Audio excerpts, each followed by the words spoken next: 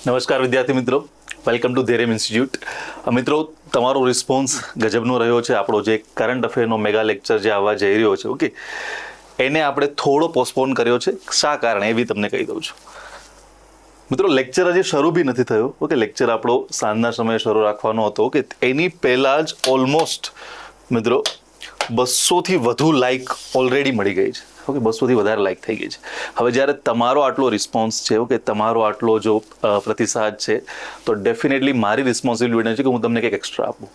જ્યાં પહેલાં આપણે ખાલી 30-40 કરંટ અફેર જોવાના હતા, એના બદલે હવે ઓકે આપણે એક મેગા સેશનની અંદર સાયન્સ એન્ડ ટેકનોલોજી અને પર્યાવરણના ઘણા બધા કરંટ અફેર, ઓકે, ઓલમોસ્ટ જોઈ લો સાયન્સ એન્ડ ટેકનોલોજીના 110+ કરંટ અફેર 6 મહિનાના, ક્લિયર, અને એન્વાયરમેન્ટના 70+ કરંટ અફેર. ઓકે, આની અંદર થોડા ઘણા રિપોર્ટ, ઇન્ડેક્સ, એ બધી વસ્તુઓ બી આવી જશે.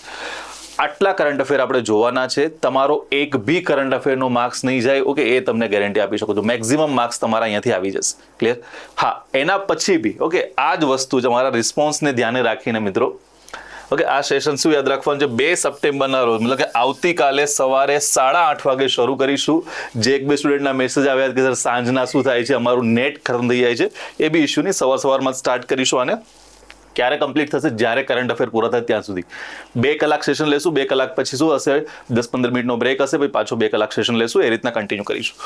એના પછીના દિવસોમાં મિત્રો પોલિટી છે, ઓકે, ઇકોનોમિક્સ છે, એના સિવાય દિવસો છે, આ તે જેટલા બી કરંટ અફેર એવા હશે કે જેને તમે રીડ કરીને સમજી શકો, એ રીડ કરેલા ફોર્મેટની અંદર.